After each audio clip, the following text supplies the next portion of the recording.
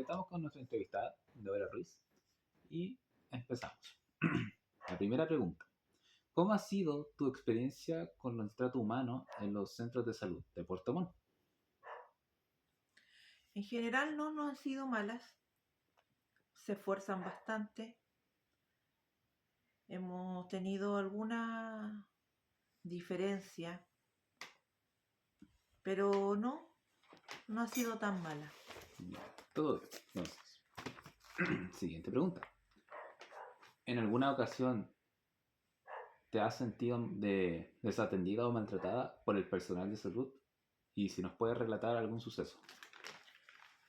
Yo personalmente no creo haberlo, pero sí lo sentí con mi papá. Cuando estuve hospitalizado en el hospital de Frutillar, a mi papá ya lo habían dado por desahuciado, iba a terminar falleciendo. Entonces empezamos a sentir que cada vez lo atendían menos. A veces mi mamá llegaba y él estaba en la misma posición que a veces estaba del día anterior. Entonces empezamos a sentir que ya no iban a verlo, a ver su posición, a echarle cremita o simplemente a ver si estaba vivo, respirando. Cuando el papá falleció finalmente, yo creo que el papá tiene que haber estado muerto un par de horas antes que yo llegara, porque cuando yo llegué el papá estaba muy, muy, muy frío. Así que sí, se sintió que lo desatendieron. Yeah. Que lo olvidaron. Como ya iba a fallecer, supongo que para qué atenderlo, ¿cierto? Bien. ¿Puede contar una situación en la que el trato humano haya influido en tu experiencia de atención médica? Sí, hay diferencia cuando un médico hace algo con el corazón, digámoslo así, o por vocación. Recuerdo hace muchos años atrás yo tuve una crisis respiratoria. En esa ocasión fui 2 veces al consultorio, Los Quillayes, y en las 2 veces solo me pincharon penicilina y me mandaron para la casa. Tengo que decir que el médico me examinó exactamente como te examina cualquier médico. Escuchándote los pulmones, haciéndote toser, las mismas cosas. Me dijeron que no era nada, 2 penicilinas y para la casa. Yo trabajaba, me dieron 2 días de licencia. Cuando fui la segunda vez, a los 2 días, cuando habían terminado los 2 días, yo me seguía sintiendo pésimo. Me dijeron que la penicilina se podía llegar a demorar 7 días. Y yo le preguntaba a la enfermera entonces por qué me daban 2 días de licencia si supuestamente se demoraba 7 en hacer efecto. Más penicilina y para la casa. Me di por vencida, la verdad. Yo me fui a acostar y me dio lo mismo lo que pasara. Me sentía tan cansada que yo no podía caminar sin que eso me hiciera sufrir. Así que me fui a acostar y dije yo, que sea lo que Dios quiera. No me importó ni siquiera la pega. Pero mi vecina trabajaba como secretaria en un centro médico en Puente Alto y cuando escuchó lo que estaba pasando me pidió hora con un médico particular. Fui a la hora, me obligaron, me tuve que ir con mi hermano chico, me costó un mundo llegar porque tuve que caminar hasta la micro. El solo hecho de cruzar Vicuña Maquena para mí fue un esfuerzo enorme, llegué toda a transpirar. El médico me vio cuando salió a buscarme, a decir mi nombre y inmediatamente le gritó al guardia que trajera una silla de ruedas. Sin siquiera examinarme. El médico me vio entrar y me dijo, esto está mal. Me dijo, son tus pulmones. Me revisó los pulmones exactamente como lo había hecho el médico en Los Quillayes. Me dijo, necesito una radiografía. Me mandó al hospital me dijo que fuera al Pino. que era más rápido. Y yo le dije que no era capaz de llegar al Pino, que el Sotero del Río estaba al lado y que lo sentía mucho, pero es que yo iba a ir al Sotero porque era lo más cercano, porque yo era incapaz. Imagínense, yo tenía 20 años y mi hermanito en esa época tenía 14. Y el pobre andaba conmigo. Me fui al Sotero. Me atendieron, a ver, habré llegado a las 6 de la tarde y me atendieron como a las 3 de la mañana. Ahora sí. El médico le pedí la radiografía, solo porque se la pedí me la mandó a hacer. Y me dijo, sí, tienes una manchita en el pulmón, pero nada grave. Me dio un medicamento que yo lo recuerdo muy bien, me costaba 15 lucas y venían 2 pastillas. Y necesitaba 2 cajas. Ese día mi marido me pasó a comprar una y me dijo, mañana compramos la otra. Me tomé el medicamento y me fui a la cama esa noche. Al otro día me levanté, habían pasado las 8 horas, me volví a tomar el medicamento y me sentía sintiendo igual. Agarré mi radiografía y me fui al médico particular. Sin hora, sin ni una cuestión, me fui. Llegué allá y le pedí a la niña verlo, porque no me había dado licencia médica el día anterior que me había visto. Ella me dijo, voy a preguntarle al doctor si te puede hacer un espacio. El doctor salió al tiro y me dijo, pasa, sin hora médica ni nada. Agarró la radiografía, dijo, era lo que yo pensaba, dijo. ¿Qué te dieron? Yo le dije, me dieron este medicamento, pero tengo que comprar la otra caja. Dijo, no, este medicamento es muy caro y aparte no va a ser útil. Me dijo, cómprate este otro. Me dio un medicamento que costaba 1.000 pesos la caja. Y con 2 cajas yo tuve suficiente para todo mi tratamiento y me dio 15 días de licencia. Así que sí, tiene mucho que ver la calidad humana de la persona que te está atendiendo.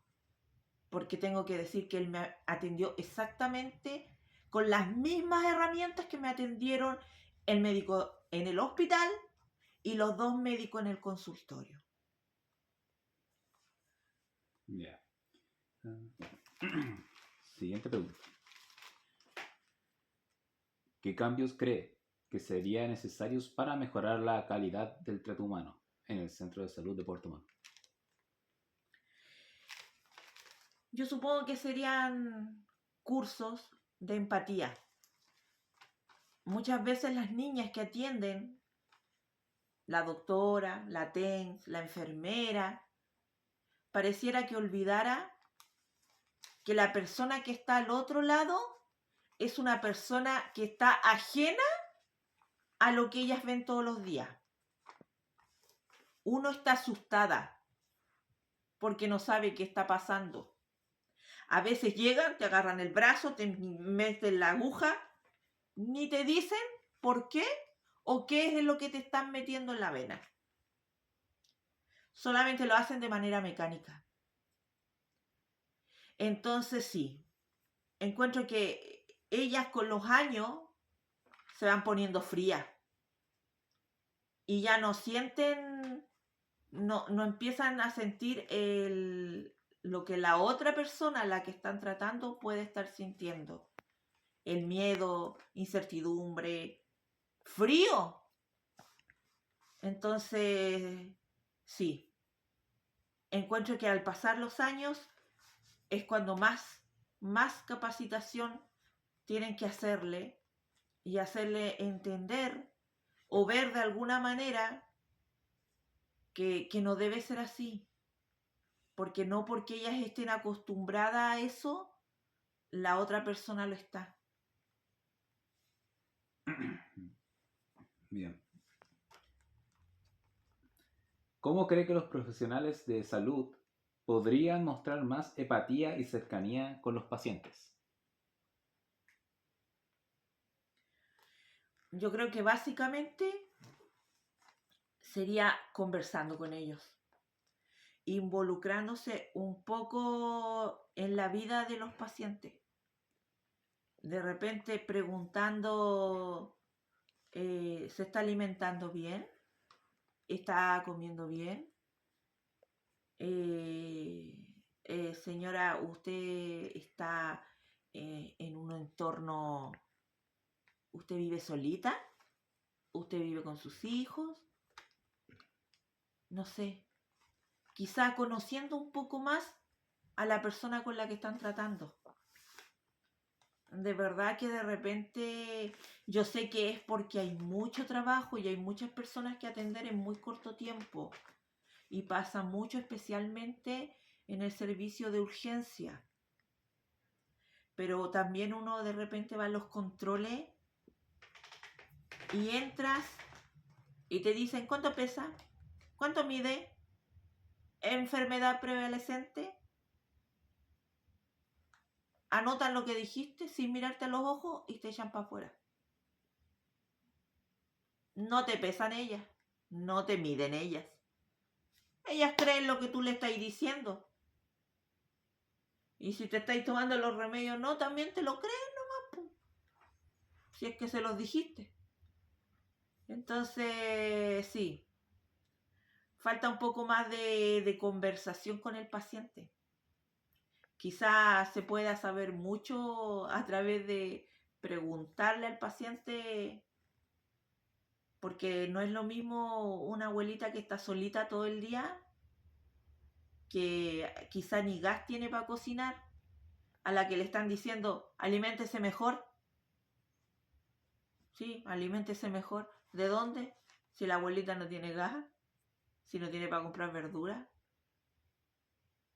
Entonces de repente hay comentarios o cosas que ellas dicen sin saber lo que envuelve al paciente. Así que sí, más conversación, más ver los gestos de tus pacientes. Cuando le hace una pregunta y quizá mira al suelo para contestártela, es porque es muy posible que te está mintiendo, que no está diciendo todo. Así que sí. Ya. Si tuviera que sugerir una capacitación para el personal de salud, ¿qué habilidades le gustaría que reforzaran para mejorar el trato con los pacientes? Creo que manejo de emociones. Es muy importante que todos, no solamente el sistema de salud, aprendan a poder manejar emociones de manera rápida, porque como lo dije, es un trabajo que yo sé que es asfixiante, mucha gente. Entonces, sí, hay que aprender a trabajar las emociones. Cuando te pasa algo malo con el paciente, tener la capacidad de agarrar eso que te hizo sentir mal, agarrarlo, procesarlo y dejarlo ir. No es la idea que ellos estén todo el día con eso y menos que se vayan a su casa con eso. Creo que es algo que sí, una capacitación necesaria. Quizá, no sé, decirle a la persona que haya pasado por el momento desagradable, tómate 5 minutos, anda a tomar aire, piensa un poco sobre el asunto, resuélvelo y vuelve. No sé, pero hace falta más a eso. Las emociones hay que tratar de empezarlas a trabajar. Y en ese medio de la salud, yo creo que lamentablemente, no hay como un tiempo muy grande para hacerlo. Entonces hay que darle suficiente capacitación al personal para que todas esas cosas ellos lo vayan deshaciéndose de las cosas malas y llenándose de las cosas buenas. Llenándose de ese gracias, mijita, que le dan las abuelitas. O cuando les tocan las manos y les dicen, gracias, mi amor.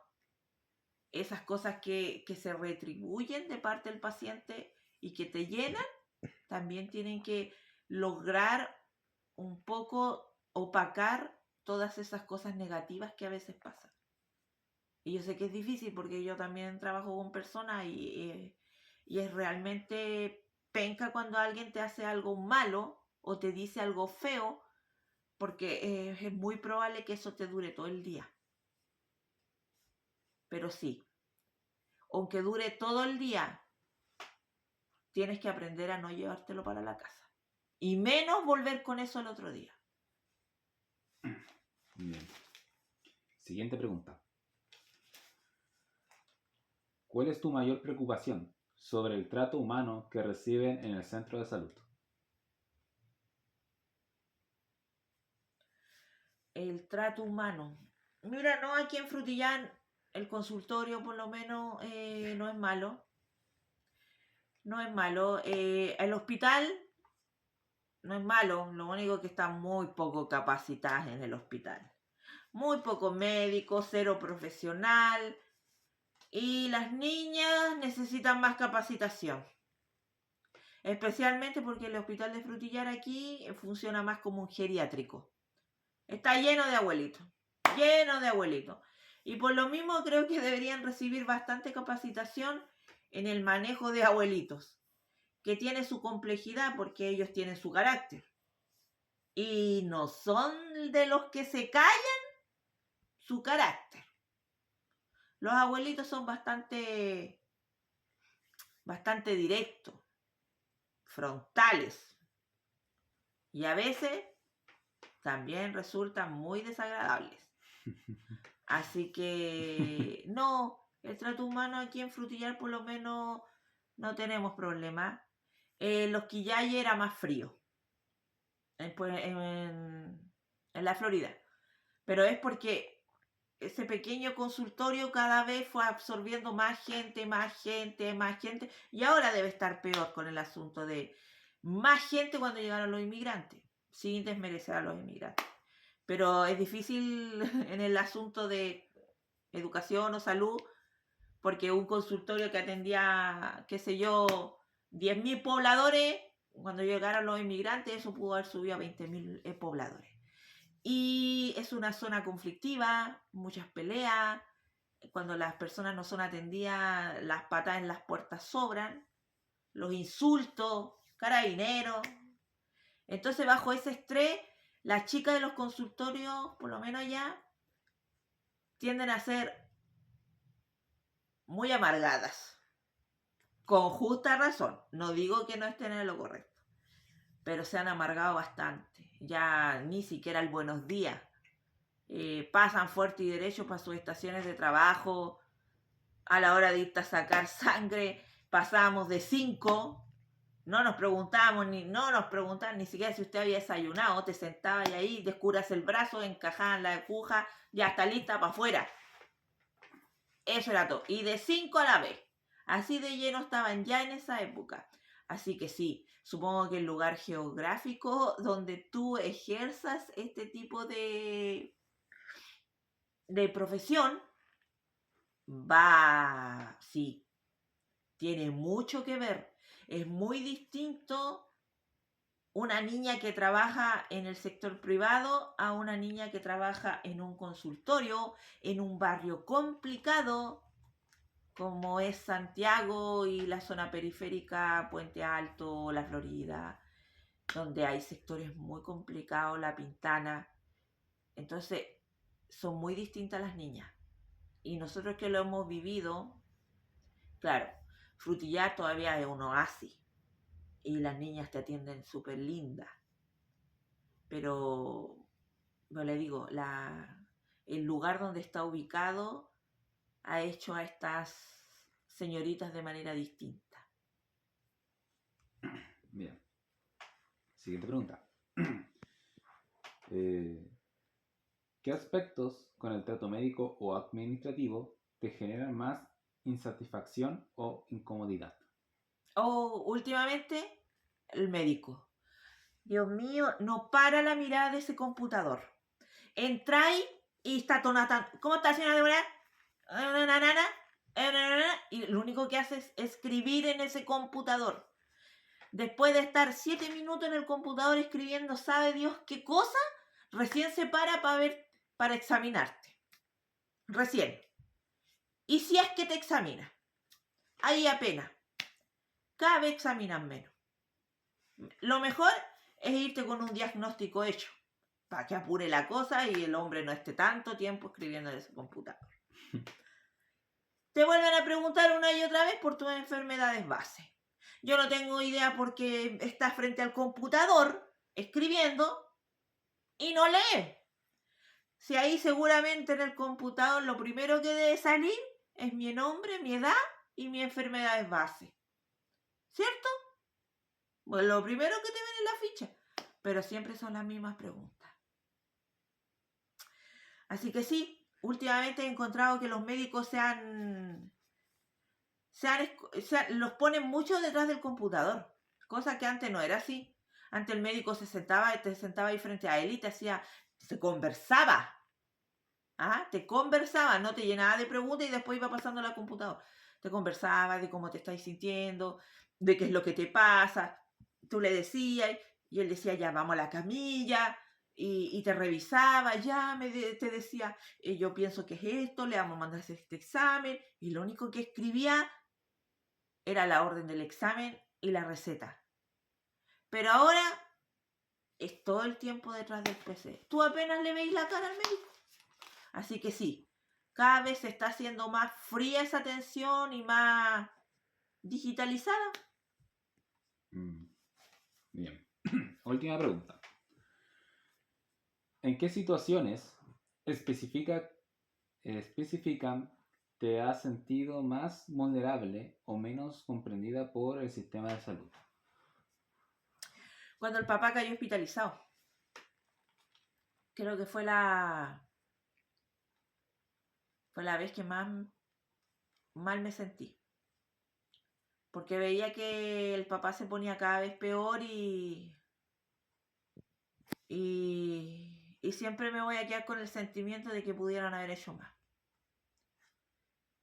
Como a las 2 de la mañana me echaron para afuera porque lo iban a subir al 5.º piso en Puerto Montt.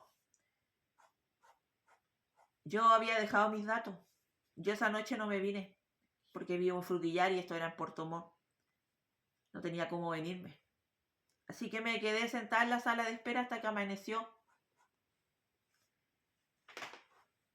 Ellas anotaron mal mi número de teléfono y no me pudieron avisar a la hora después que mi papá habría sufrido un accidente cardiovascular. No me enteré hasta el otro día en la mañana, cuando antes de venirme para la casa dije voy a pasar a preguntar cómo durmió. Ahí se alarmaron, me dijeron la llamamos toda la noche. Yo le dije estuve toda la noche aquí sentada. Toda la noche sentada aquí. Ese no es mi número, le dije yo. Pero mire, aquí está la hoja donde está la niña que me entregó las pertenencias de mi papá.